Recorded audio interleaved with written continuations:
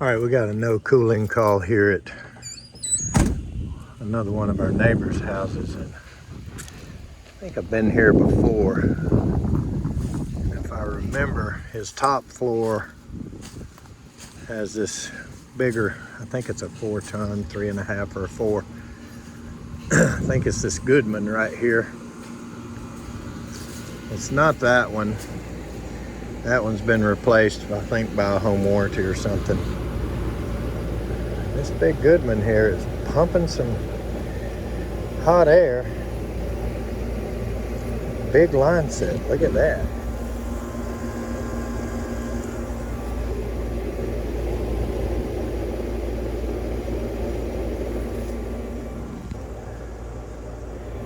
Yeah, we better go underneath and follow that and make sure that's the one that goes up top, but I'm pretty sure it is.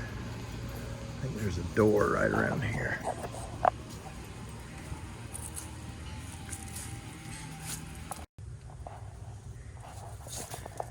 Another little door.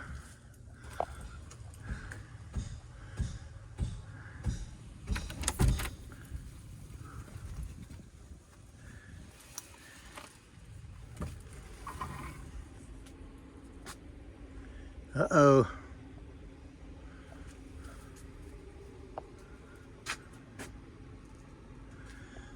Halloween stuff, looks like. I don't know if we're gonna be able to get over there and see.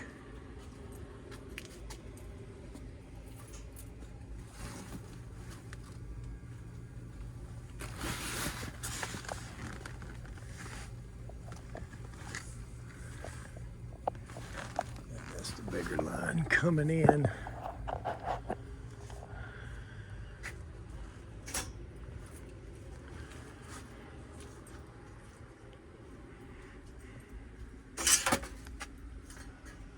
Doing going over there.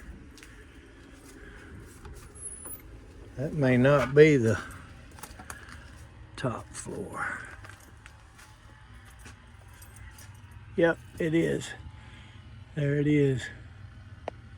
Going up through the floor.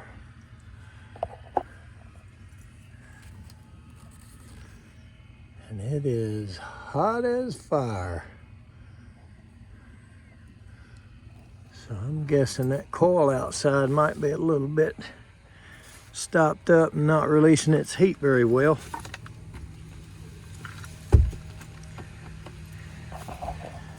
And it's up in the 80s right now, but it hadn't even hit 90 yet today. So,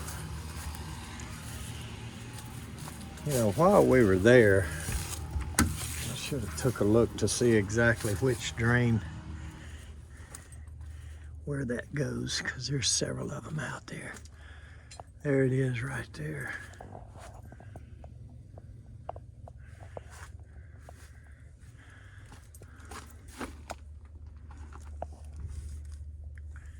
So it'll be this one to the left. Looks like it's almost underground. Yeah, that one right there. Just in case we get up there and see water in the attic, but we're gonna have to go look up there and see what's going on. And maybe this thing is turning off and on, I don't know. But right now, she is steady pumping hot air. The coil doesn't look terrible.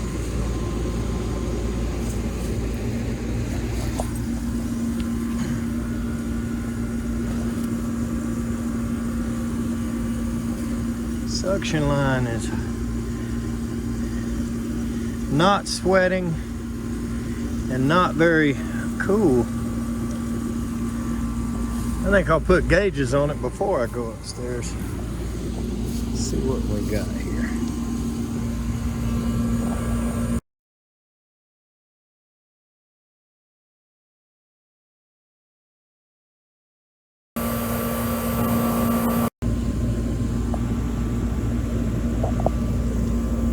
Alright, we're hooked up. So this just goes to show you how these old 22 machines will fool you. It's definitely low with 50 pounds of suction pressure. And over 225 on head pressure, not even that hot. So I'm gonna say this coil has some restriction to it that's not necessarily visible on the surface. Yeah, there's some of it plugged up.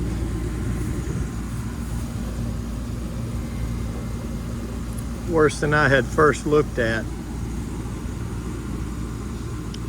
So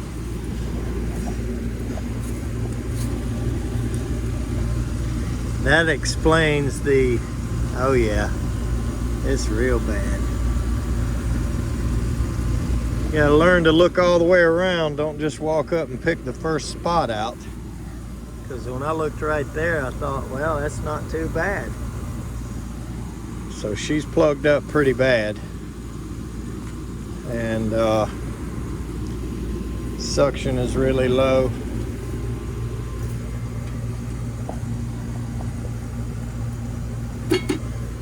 So in order to get them some relief today,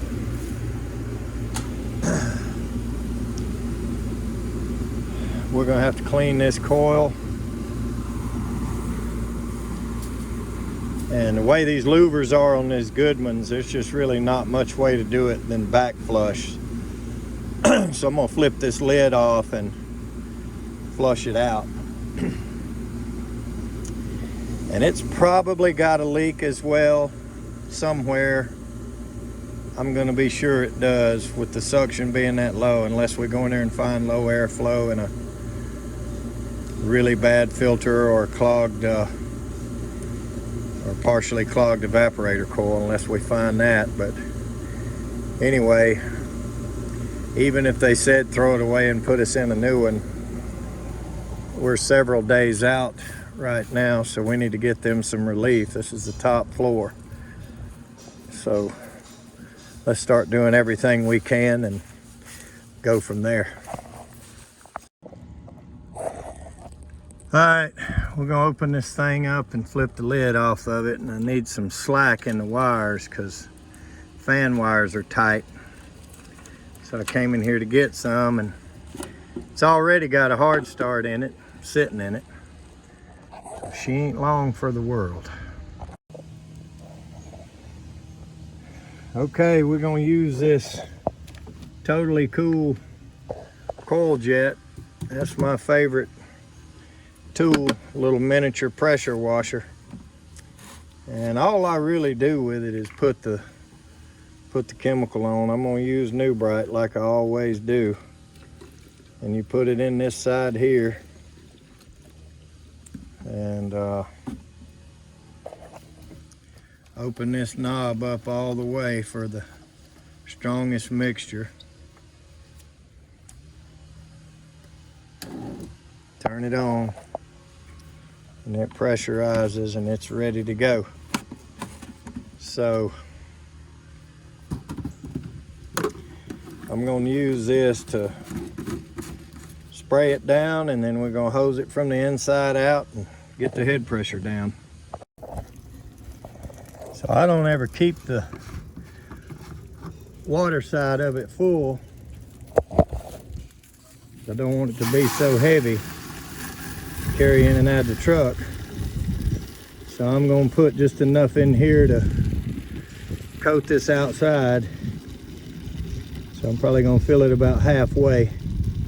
That's just the pure water side right there. And their propaganda and sales design is that you can use this thing to rinse with too, but I mean, you'd be filling this thing up 8 times to do a good thorough rinse job on a coil.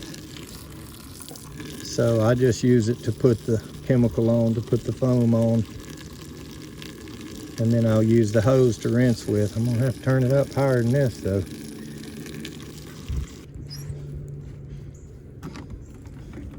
And then I'll come over here somewhere and Spray it till I see the foam. There we go. We've got it up through the hose. I might ought to use the other tip. But anyway, take a look at this thing once I got it off. Around the top is really bad. So it's not as bad everywhere, but I'd say that's enough to run the head pressure up. So let's get it flushed out and see what we can do. All right, I got the yellow tip in it now. As you can see, that's much better. So, ratty old Goodman. I'm not gonna worry about hurting the paint on it or the finish or whatever. I'm just gonna soak it right through this, right through here.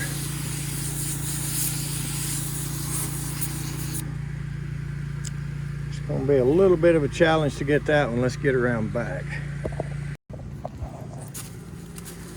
Get in through these dadgum holly bushes or sticker bushes, whatever they are. It's not enjoyable.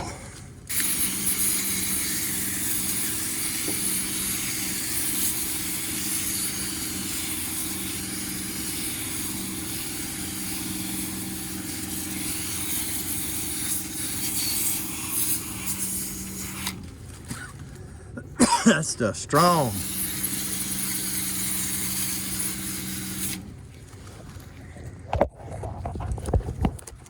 Now here comes the challenging side. Try to get some down in this side. Get through the sticker bushes here to do it.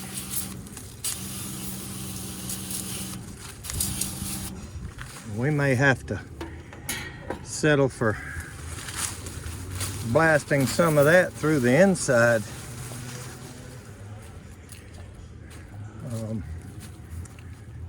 It's not really going to be the most ideal, but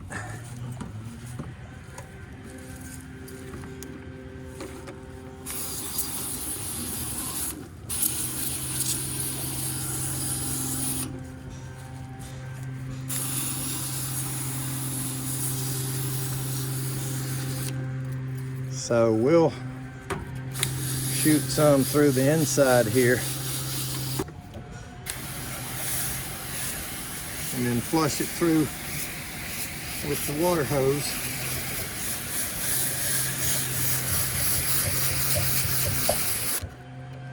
This thing does pretty good, but it's not enough volume to suit me to use, you know, just this alone. Maybe on a rooftop with a big flat package unit coil or something, I might use this by itself.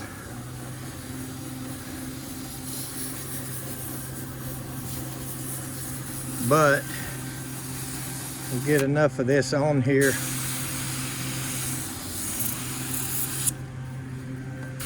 and then we will flush it really good from the inside with straight water.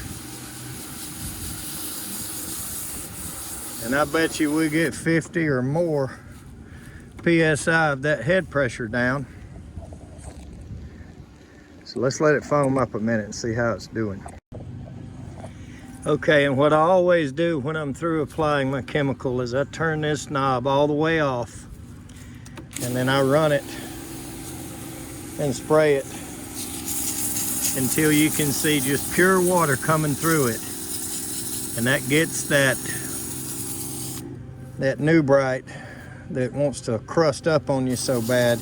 It gets all that out of the hose and mainly off that tip right there. So I feel like we're in good shape now. And let's see how we're foaming up.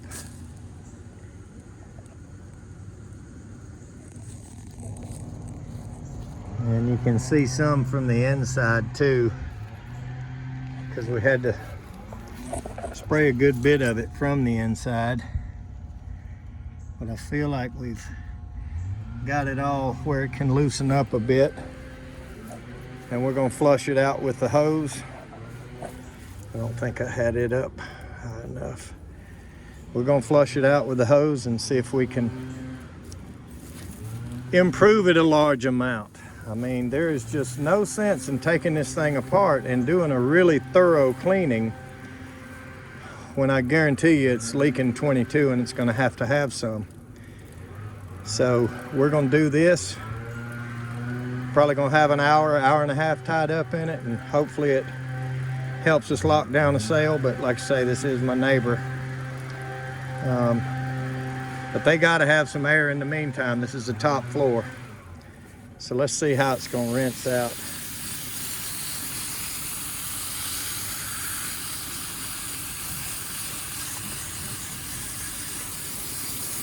We may have to do this twice.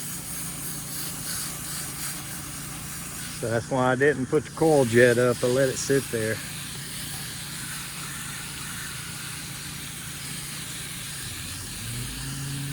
This should make a big difference.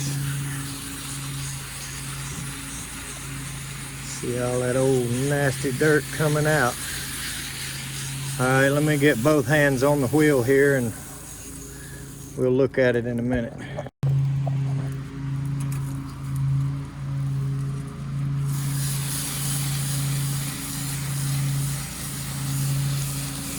All right, this is the second time around. It's still coming out pretty dirty.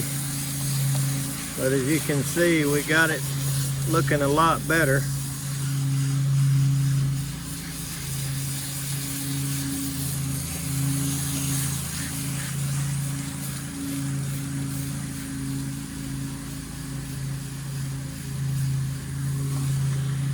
Still got quite a bit of dirt coming out of it.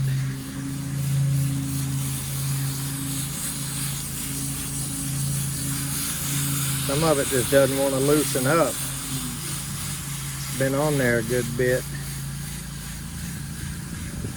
It gets wet and dry and wet and dry and forms a natural paste. And it's glued. So I'm gonna keep at it and get it back together. Okay, we are a whole bunch improved from where we were. So let's get this thing back together and turn it on and get it dried out. And before you superior super techs and perfectionist and whatever you think you are, before you start crying about these leaves in the bottom and how much better of a job you would have done, keep in mind this is a leaking R22 Goodman system. It is not long for this world. Probably gonna be gone in the next week or two. So I'm just gonna get it operating better, get them some cooling, get them some relief, and get it arranged to replace it. So if you wanna spend all of your time and the customer's money digging leaves out of the bottom of a machine that you're gonna throw away in a couple of weeks, you go ahead and do that. But, you know, I just think it's silly. So let's get it back together. Okay, it's back up and running and the compressor is on. Now, we're not going to be fooled by these readings.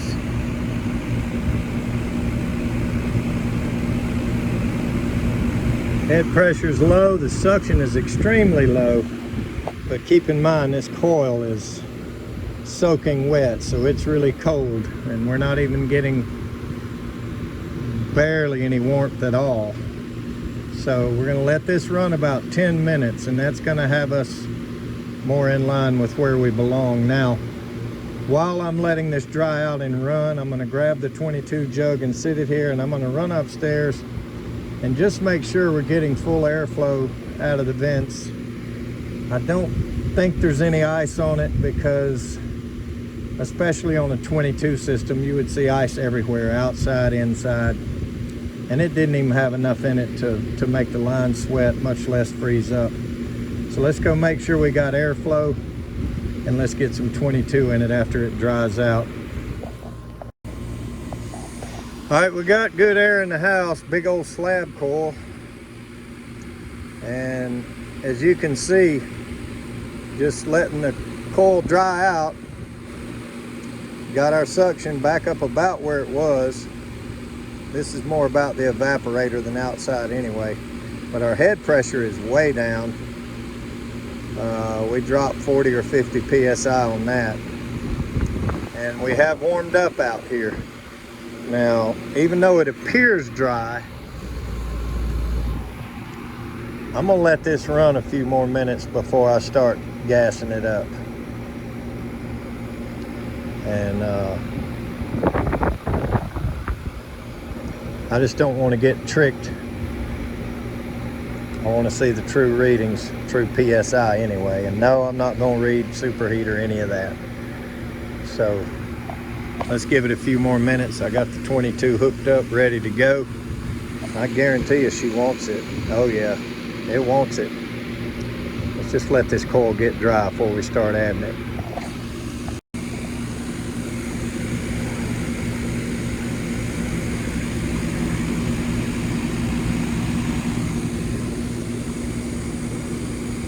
All right, let's fill him up. Boy, that stuff's liquid gold. 1,500 bucks a jug. Train sent out a bulletin, some sort of special, they called it, on 22. $12.99 a jug, and they call that special.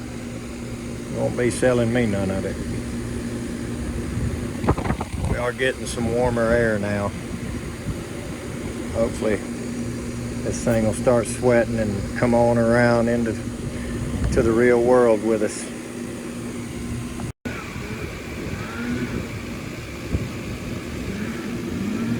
All right, so I'm probably shoving a little more in it than it has to have, just because I know it's leaking. We got a little bit over 200 on head here, but our suction is almost at 75, so we got a lot more refrigerant in it, and we are definitely pulling a lot more heat. We're on about 70, 71, 70 psi on suction, probably 210, 215 on head, and it is 88 degrees out here today. It's not terrible, but it's warm. So let's go see what kind of temperature we're getting out of the supply. Something else we can do right quick is take this little Z manifold gauge, and I don't know why it got named a Z manifold. You can notice it has no Schrader valve cord depressor in the end of it. I just yanked it out with a pair of needle nose. And what this will do is go down and seal and tell us if anything's coming past the core. So we'll just make sure while we're here that this leak is not simple. He's on there tight. Usually when that thing's leaking, it'll jump up pretty quick.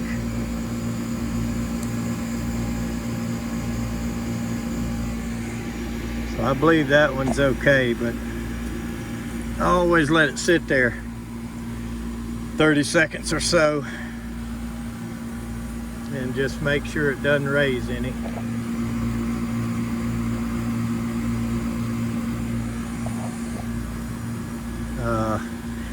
I think I originally got this idea from John Israel about 10 or 12 years ago, I do believe. I can't remember for sure. Him or Zach one. As far as they had one with a short hose on it they were using, and I can't remember who it was, but it was one of those guys. And I said, man, that's a good idea. So I started doing it. And it definitely, that one's not leaking any. So let's put it on the low side here.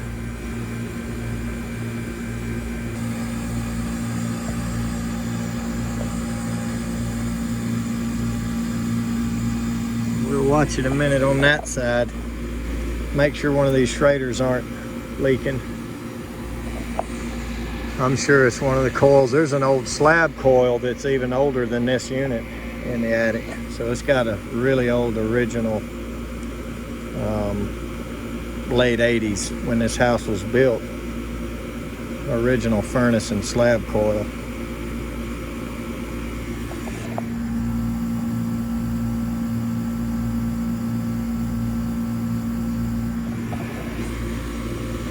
I think we're okay.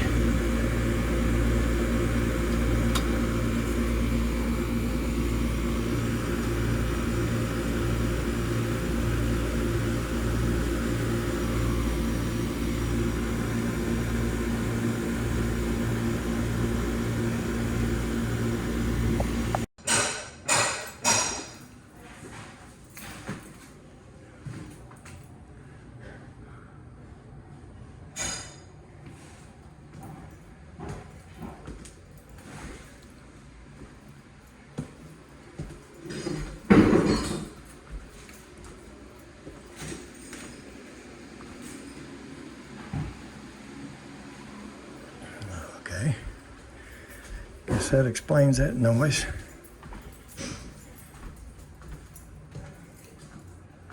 $77 up here. Not too bad. I can feel some cool out of these rooms. I think we're probably okay.